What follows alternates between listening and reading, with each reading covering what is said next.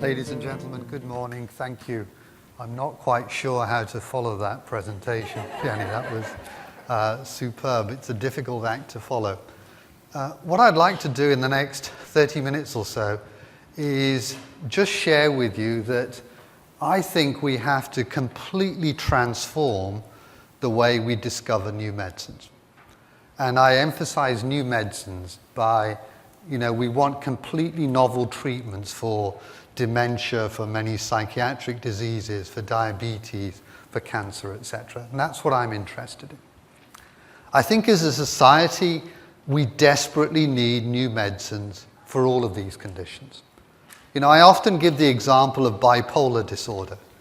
In 1949, we started prescribing lithium to patients with bipolar disorder. Now, lithium is an element in the periodic table. In 2015, we're still prescribing lithium. I don't think we've made much progress in many psychiatric diseases, and indeed many neurological diseases, and indeed many other chronic diseases. So we desperately need new medicines. I think society is desperate for them because of diseases of aging and diseases of modern living, so diabetes, obesity, cardiovascular disease. Unfortunately, we're not good at coming up with new medicines. I think the biggest challenge we have is identifying targets or proteins that we want to modulate to deliver a new therapeutic. I'm also concerned that in early discovery, so a lot of the things that we do in academia, for example, I think there is too much secrecy and too much competition, and frankly, I think that is slowing down the discovery of new medicines. So what I'll do in the next 25 minutes is just share with you, I'll paint a picture of how I see drug discovery at the moment. I'll share with you what industry's perspective is. I'll share with you what we've been doing and what we're now doing, what we're planning on doing, and then I'll sum up. So let's think of it from the patient perspective. What do patients want? What do carers want? What does society want? They want more novel medicines. They want more effective medicines. They want more affordable medicines, and they want them quickly. Even tomorrow is too late. They want them today. Let's just think of novel. Now, I will restrict my examples today to cancer, but I could have done examples in many other areas, so bear with me. And many of the examples I'll give will be figures in the UK, and then you can multiply them in terms of what the numbers are likely to be in the US. But take cancer. In the UK, in the next 12 months, 350,000 people will get diagnosed with cancer. That is 1,000 people every day. That is one person every 90 seconds. And half of us in this room, during our lifetime, will get a diagnosis of cancer. Across the world, that number is 14 million. Jenny's just given a beautiful personal story, but let me just share with you a couple of anecdotes that have happened to me over the past few months. A few months ago, a mother of a patient who has a rare GI stromal tumor came to visit me. And her daughter's physician, who lives in Cambridge, also came. So this physician and this mother were sitting in my office. This daughter has a rare tumor. It's a GI stromal tumor. It's about 1 in a million. So across the UK, there's only going to be 60 of these patients. Only going to be 60 of these patients. But of course, most pharmaceutical companies are not going to try and develop a drug for 60 patients in the UK. This mother's sitting in my office and she is close to tears. She does not know what to do. I said to this mother, "How is your daughter?" She said, "My daughter is 22 years old and she's just had the whole of her stomach removed." And I'm sitting there thinking, I have a 24-year-old daughter who frankly is my life. How on earth does any parent cope with that? And then last September in Oxford, we had an alumni event. So I was asked to give this talk to a public audience. And I gave my talk, and at the end of this lecture, this lady comes up to me, a complete stranger, She said, Professor Bountra, my daughter died of glioma earlier on this year. If you want to study her brain, this is where you can get it from. And she hands me this piece of paper with her daughter's name, her date of birth, the day she died, and where her brain was stored. I said to my wife afterwards, I've just had a complete stranger come up to me and offer me the brain of her dead daughter. This is how desperate patients, their parents, and their carers are. I said we need more effective medicines. You think, well, that's a silly thing. Aren't all medicines effective? Well, a paper that was published last year looking at solid tumors. And what they found was that of the drugs that are currently available for solid tumors, they produced an increase in progression-free survival of 2.5 months. They produced an increase in overall survival by 2.1 months. And of the 71 drugs that are available for solid tumors, only 30 of them produce clinically meaningful efficacy. 30 out of 71. Less than half of drugs that are registered for solid tumors produce clinically meaningful efficacy. I said we need more affordable medicines. Well, let me give you this again example in cancer. In 2000, there were 69 drugs available for treating cancer. Of those 69, 50 of them were cytotoxic treatments. The average duration of treatment in 2000 was 181 days, 6 months.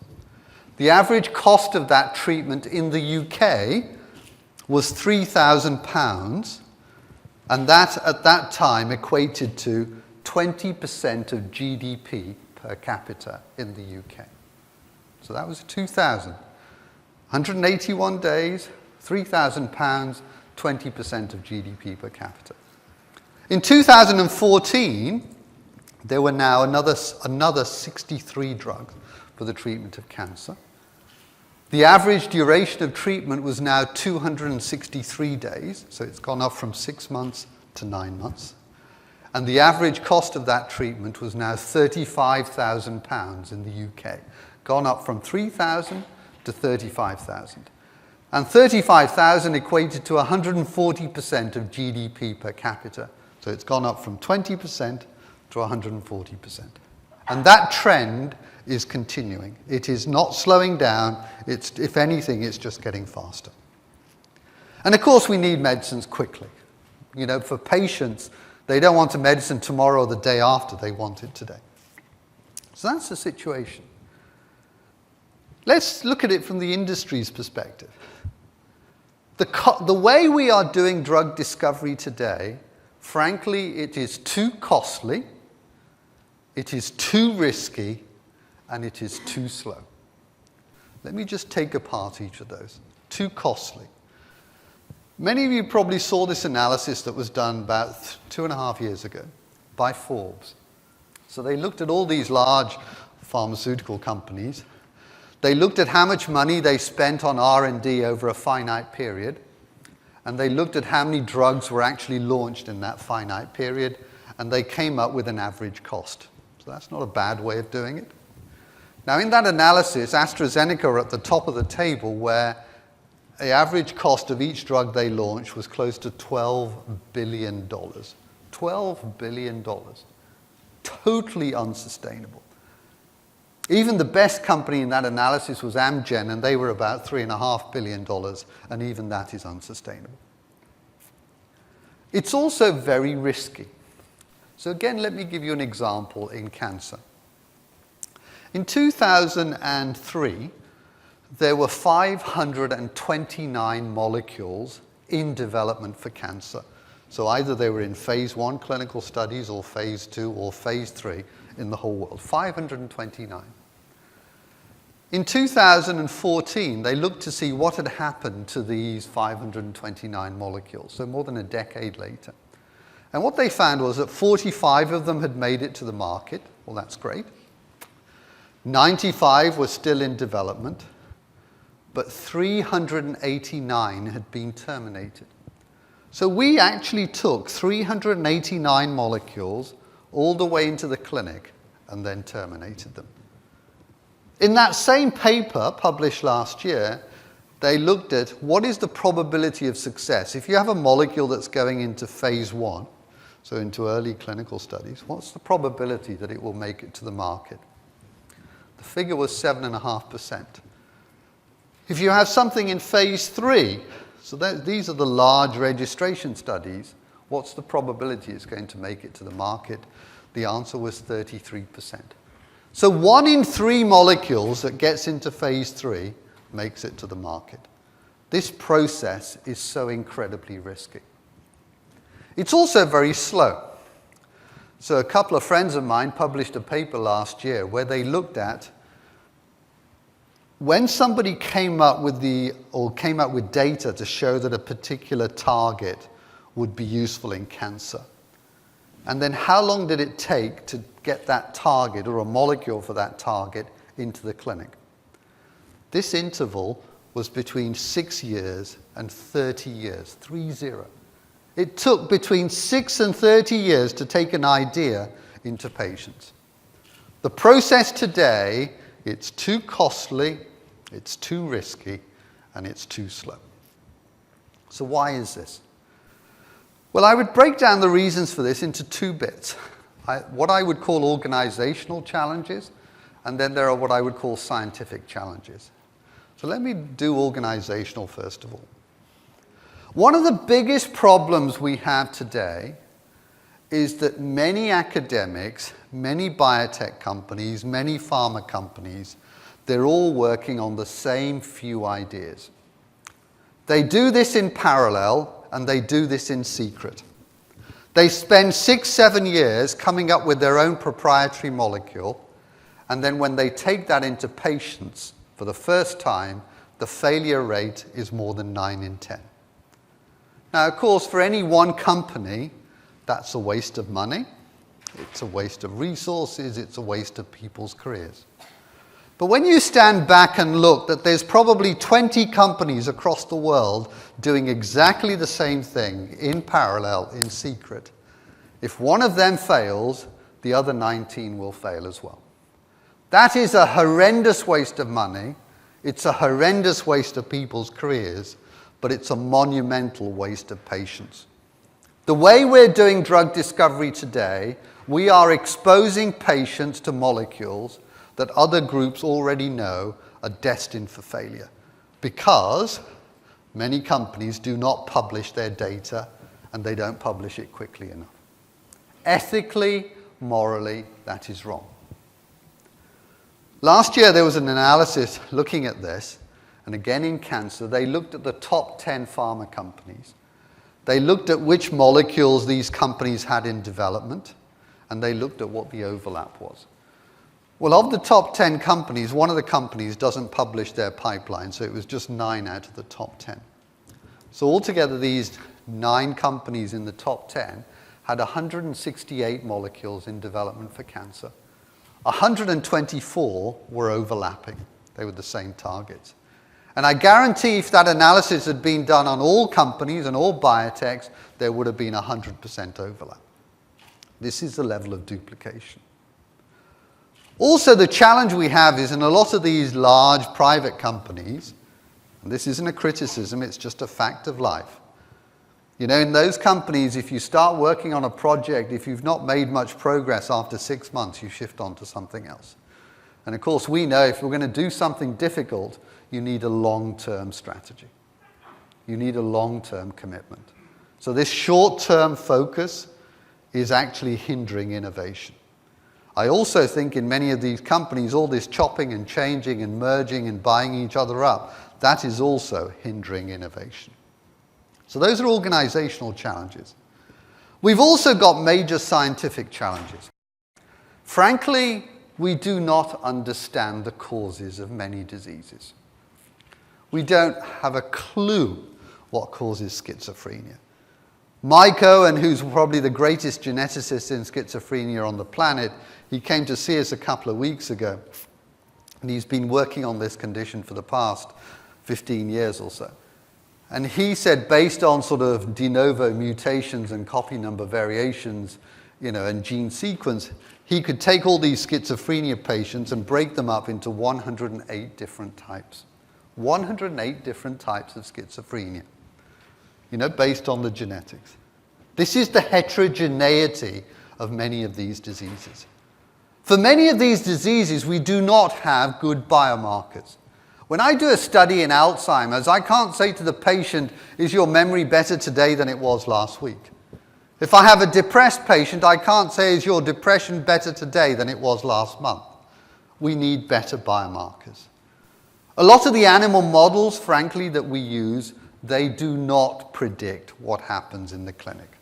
I have seen so many things work beautifully in animal models, and we take them into the clinic and they do absolutely nothing. We don't even know how some existing drugs work. Paracetamol, acetaminophen, we've all taken it. Probably 100 million people across the world will take paracetamol today. We do not know the molecular target of paracetamol. So you could argue, if you don't know how the existing drugs work, how are you going to design better ones? Major scientific challenges. The biggest problem we have is, in each of us, there's more than 20,000 different proteins. There's hundreds of chronic diseases out there. There's 7,000 rare diseases out there. And what we are not good at is saying, this novel protein, if I modulate it, it's going to deliver a therapeutic in this patient group, or indeed in this subset of patients. We are not good at target discovery. So those are the challenges. Let me just share with you a slightly industry perspective. So what's industry doing? What's big pharma doing? Well, of course, all these companies, what they're trying to do is reduce their costs. They're trying to improve their return on investment, so they're trying to reduce their costs and reduce their risk profile. Reduce their costs, well, many of them are saying, well, early discovery, we'll let academia do it. Many companies have said, well, we'll pull out of the UK and we'll set up infrastructure in China. They're reducing their costs. They're reducing their risk profile. So what they're doing is they'll buy anything that's late stage because it's been de-risked. But of course, there aren't many molecules that are late stage. And what they're also doing is they're pulling out of certain areas. Most companies have almost pulled out completely out of psychiatry because it is just too difficult. I mean, all of drug discovery is difficult, but psychiatry or diseases of the brain are phenomenally difficult. And they're just pulling out of them. So what have we been doing? We've done, I think, 5 things. So in Oxford, we've tried to pool our resources. Because this is such a risky business, no one organization, no one group, no one institute can do this on their own. We need to pool resources. So we've received a lot of funding from a charity in the UK called the Wellcome Trust. They've given us close to £60 million. And what we've been doing is we've been working with a consortium of large pharmaceutical companies. In fact, 10 large pharmaceutical companies. GSK, Pfizer, Novartis, Lilly, AbbVie, Takeda, Boehringer Ingelheim, Janssen, Bayer, and Merck. And each of these companies have been giving us $8 million. So we've had $80 million of private funding. This is a way of pooling resources and sharing that risk. And the great thing by working with these large companies is not that we get the money, that's of course helpful, but we get access to their expertise, we get access to their compound collections, we get access to their ability to develop assays, etc. And that's brilliant.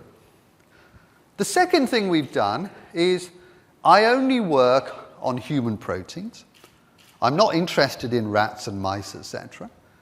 And for those human proteins, I only work on novel human proteins. I work on proteins that other people are not working on, because I think that's where some of the novel medicines are going to come. And for those novel proteins, what we do is we generate the purified protein, we generate assays for that protein, we work out the 3-dimensional X-ray structure of that protein, so the shape of it, and then we generate small molecule inhibitors for that protein. These are starting points for drug discovery. And for some of these proteins, we've even generated antibodies. These are high-quality reagents Not because we're clever, they're high quality because we're working with 10 large pharmaceutical companies. And by generating these and working on novel human proteins, we're trying to drive innovation. The third thing we do is that all of these reagents I generate, I give them away to anybody. To anybody in academia, anybody in biotech, and anybody in pharma, because I believe that's the best thing I can do to facilitate science and therefore facilitate drug discovery. So you can imagine, as a consequence of that, every academic who comes into my office wants to work with us. They know I've got no secrets. I'll share all of our know-how, all of our expertise, and all of our reagents. And that transparency creates a lot of trust, which is great for collaboration, it's great for science, and it's great for drug discovery. So we're now working with a network of more than 250 academic labs across the world. I don't pay those academics anything. If I was working inside a company, I would have to pay those academics to do these experiments, but I don't. So what we're doing is we're crowdsourcing science. Novel proteins, novel tools, make them freely available, and crowdsource science on these new proteins. We're improving our understanding of biology and disease around these new proteins. The fourth thing we do, because I don't like animal models and I don't like cell lines, when we generate these novel inhibitors, we actually look to see what they do in primary human cells. So cells that we get from patients. I'm not interested in rodent tissue. These are cells from patients. And of course, we can get some cells from healthy individuals. We can compare healthy with disease. I think this is a much better way to come up with new targets. And the fifth thing we do, everything we do, we release it to the world immediately. By sharing it immediately, all of our reagents, all of our data, all of our knowledge, we're reducing duplication and wastage. So what impact have we had? Well, let me share with you an example. So I said we generate inhibitors. So 6 years ago, I said I was going to work on this family of proteins called epigenetic proteins. And I picked those because I think they were going to deliver drugs in many therapeutic areas, in neuropsychiatry, in cancer, in inflammatory disease, in metabolic diseases. And secondly, I picked those because there was hardly any tools available for them. They were completely novel proteins. There were no inhibitors or structures or anything like this. So we deliberately worked on those. Now, one of the family of epigenetic proteins I chose to work on was called bromodomains. The name doesn't really matter. It's a family of proteins. I deliberately picked this because everybody thought it was going to be impossible to come up with a drug for those proteins. Because it's a protein-protein interaction, they said it was not druggable. We started that work 6 years ago. 4 years ago, we came up with our first molecule, working with GSK. And this molecule, we then worked with a collaborator in Harvard, who's a world authority in nut midline carcinoma, a rare cancer. And he took this inhibitor and he put it onto these patient cancer cells. So patients who had nut midline carcinoma. And what he did was he showed that it stopped the cells multiplying. It also increased apoptosis, so cell death. He then took these patient cancer cells and put them into an animal. The cells multiplied, the tumor got bigger and bigger and bigger, and this compound stopped that tumor growing. That was 4 years ago. We published that in Nature in December 2010, so 4.5 years ago. Let me just share with you what's happened in the past 4.5 years. Well, that molecule that we generated, we've now given out to close to 1,000 labs across the world. 1,000 labs. These labs have taken that molecule and they've looked at it in a whole range of other cancers and shows that it works. They've shown that it works in sepsis, in fibrosis, in cardiac hypertrophy, and there's even a paper in male contraception. This is crowdsourcing science on a new protein using a high-quality inhibitor. There are now more than 300 publications on that new protein because of that new molecule that we released to the world. As a consequence of all of that data, many of our pharmaceutical partners have now started their own proprietary programs.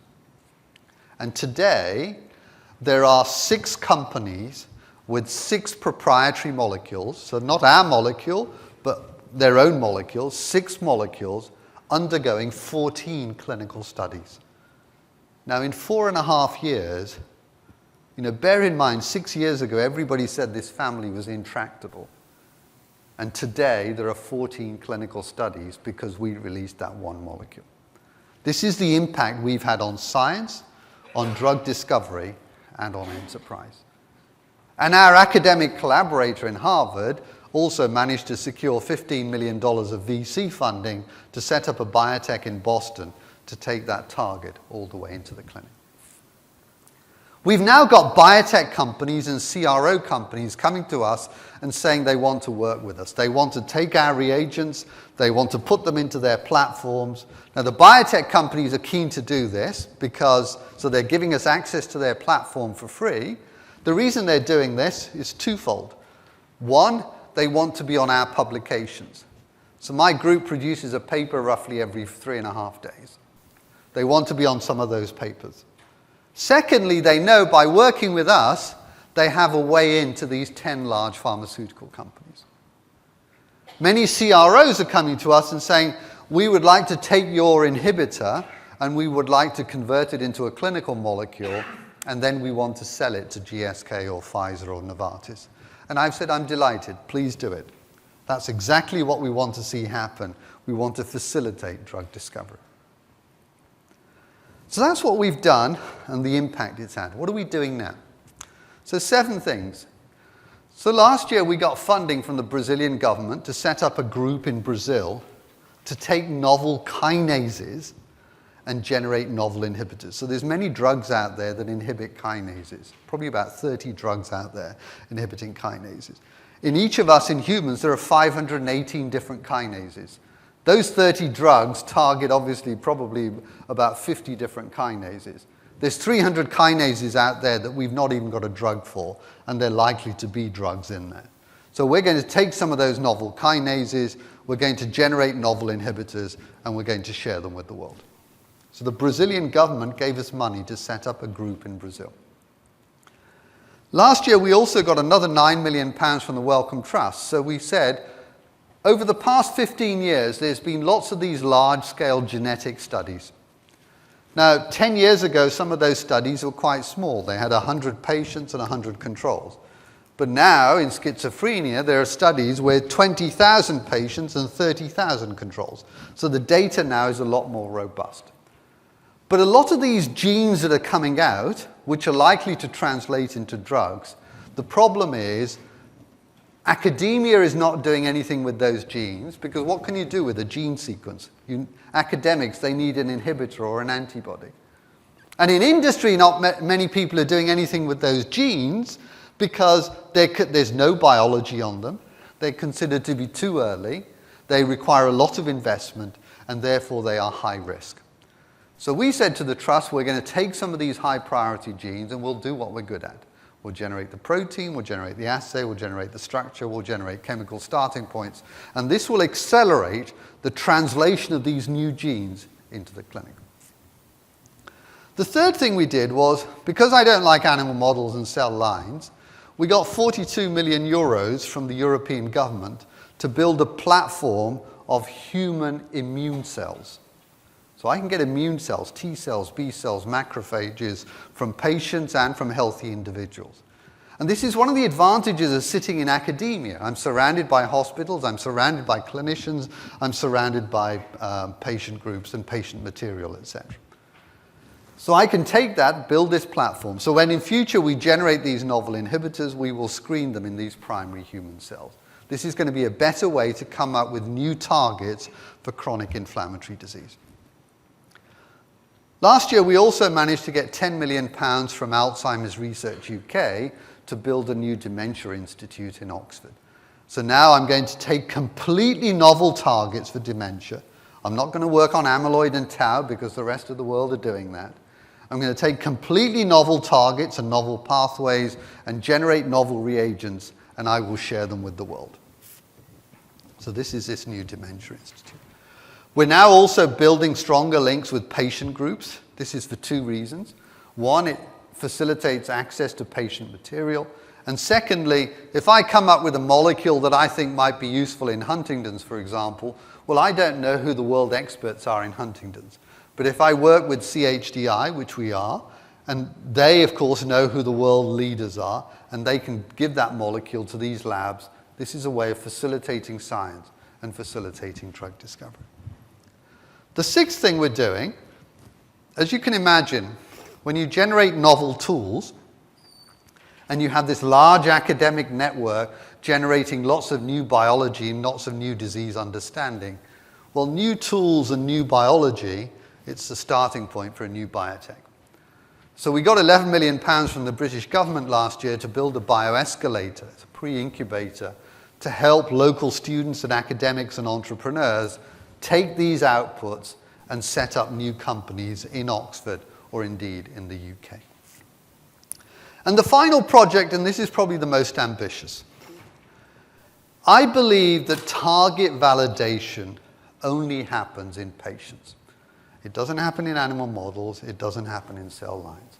It's only in patients you really find out if a target's going to do something.